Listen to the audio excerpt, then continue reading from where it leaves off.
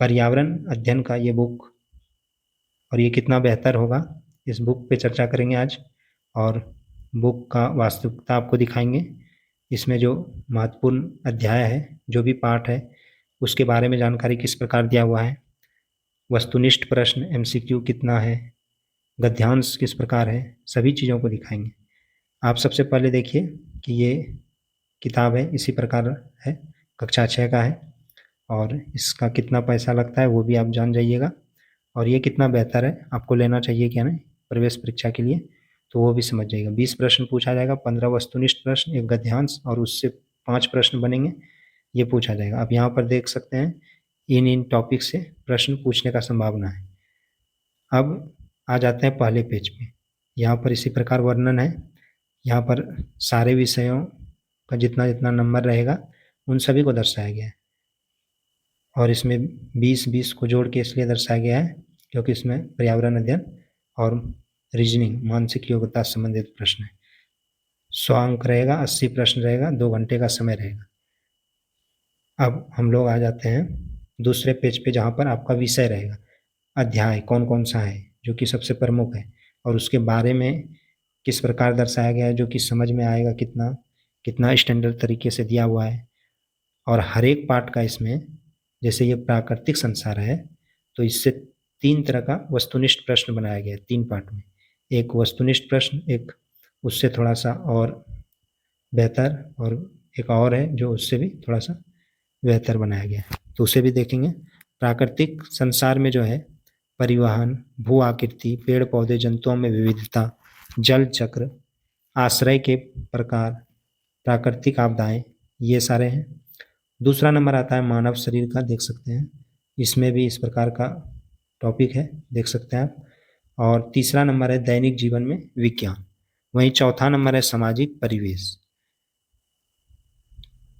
और यहाँ पर देख सकते हैं पार्ट दूसरा, जब वो सब खत्म हो जाएगा तो हमारा देश भारत, इससे संबंधित महत्वपूर्ण है टॉपिक। भारत की राजधानी, प्रमुख भाषाएं, संविधान की प्रस्तावना, राष्ट्र प्रतीक, पूजा स्थल और संस्थापक, प्रमुख धर्म, नृत्य शैली क्षेत्र, प्रमुख नदी, उसका उद्गम स्थल, ये सारे हैं। राष्ट्र उद्यान, राष्ट्र दिवस, जैसे शिक्षक दिवस कब मनाते हैं, युवा दिवस कब मनाते हैं, योग दिवस कब मनाते हैं, सबसे लंबा, प्रथम, सबसे ऊंचा, सबसे बड़ा, तो इससे संबंधित है।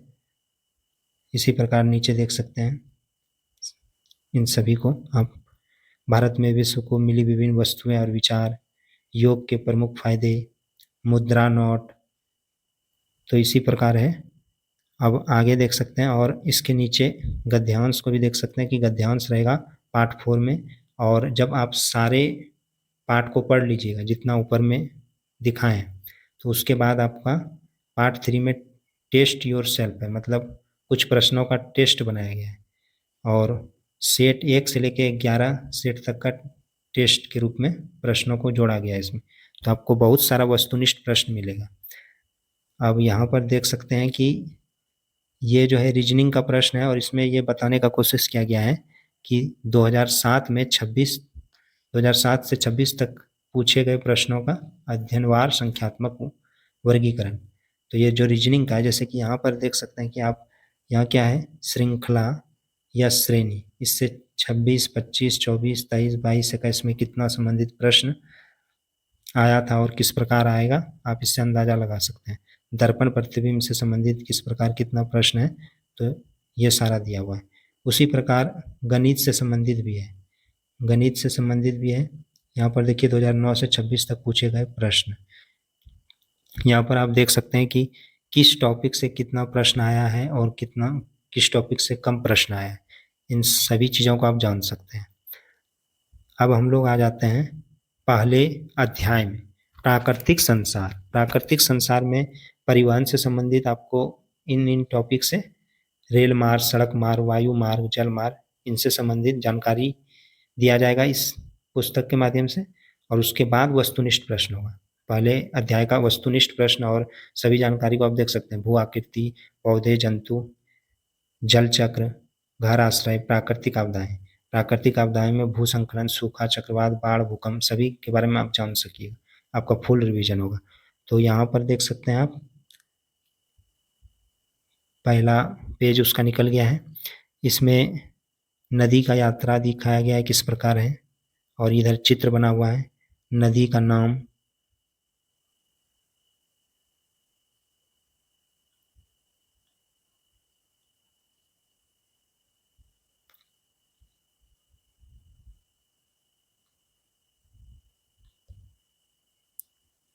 अब आप यहाँ पर देखिए पेड़ पौधे जंतुओं में विविधता, तो इससे संबंधित विशेष पौधे, पौधे का वर्गीकरण किस प्रकार होता है, जंतुओं का वर्गीकरण, इससे संबंधित जानकारी देख सकते हैं। स्थल जंतु, जल जंतु संबंधित देख सकते हैं।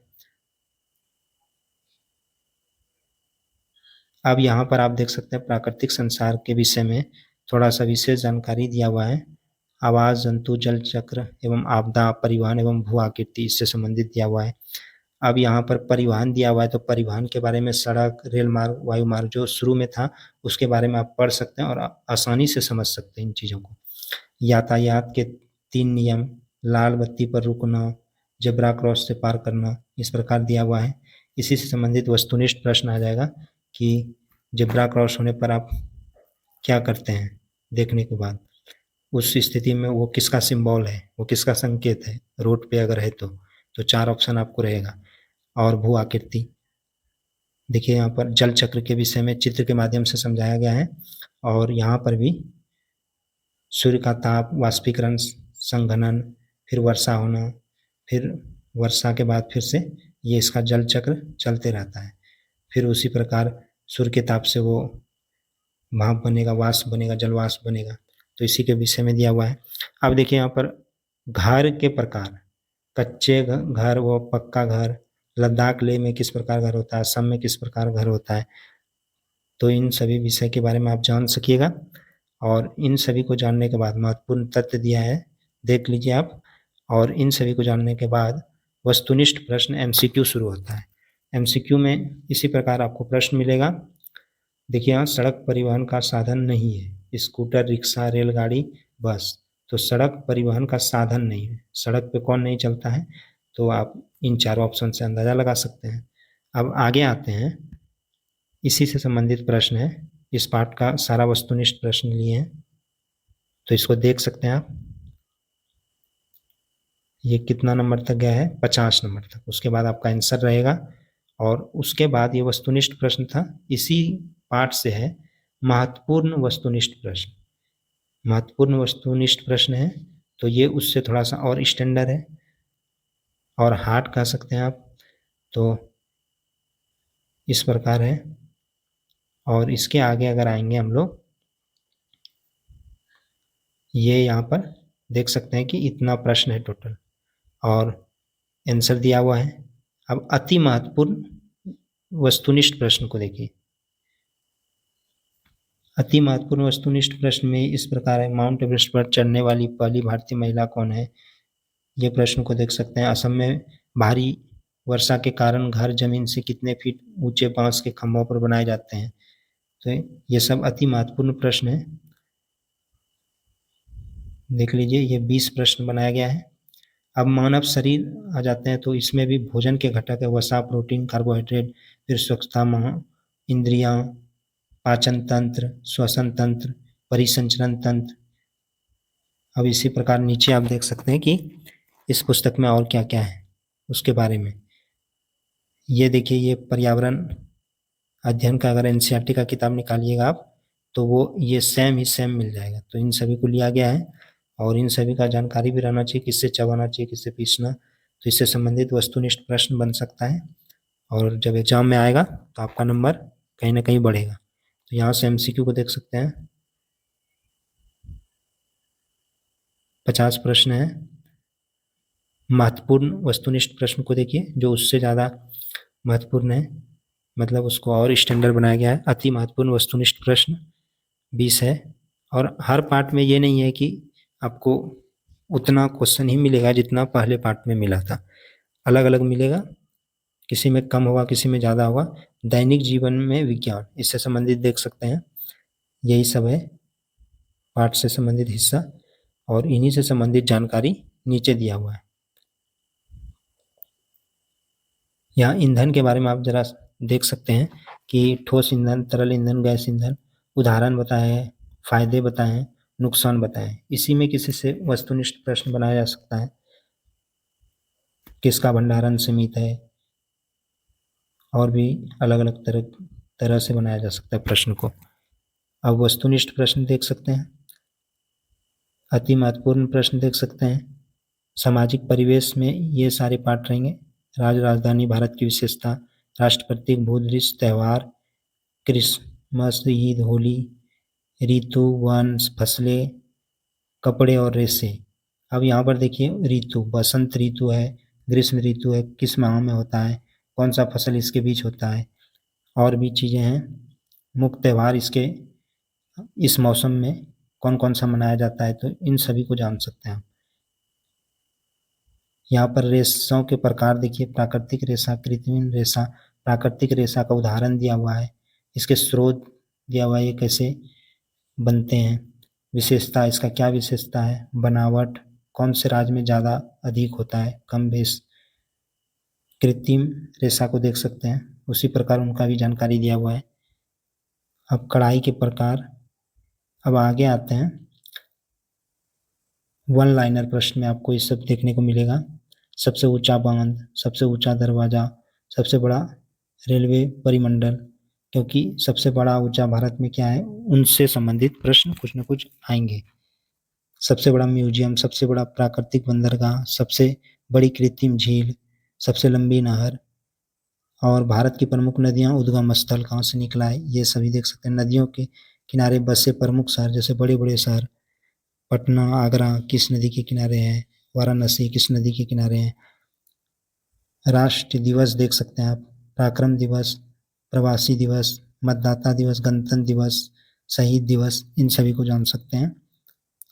गांधी जयंती, हिंदी दिवस, शिक्षक दिवस, राष्ट्र खेल दिवस, राष्ट्र अंतरिक्ष दिवस। और अब आगे आते हैं तो इसी प्रकार बहुत सारे प्रश्न आपको देखने को मिलेंगे। अब यहाँ पर आप देख सकते हैं कि भारत के मुद्रा नोट, 10 रुपये में किसका स्मारक है, कौन से राज्य, इनसे संबंधित जानकारी आप देख सकते हैं। क्या आप जानते हैं इसमें वन लाइनर प्रश्न इस प्रकार है, इससे भी वस्तुनिष्ठ प्रश्न बनेगा। ये तत्वों के रूप में आपको दिया गया है कि इसका आप अध्ययन कीजिए, बार बार पढ़िए, तो आप देख सकते हैं। अब आ गया पार्ट 3, टेस्ट योर सेल्फ। जब आप सभी पार्टों को पढ़ लीजिएगा तो ये स्वतः आप लगा के देखिएगा कि मेरा कितना हो पा रहा है, कितना प्रश्नों का जवाब दे पा रहे हैं और कितना छूट रहा है।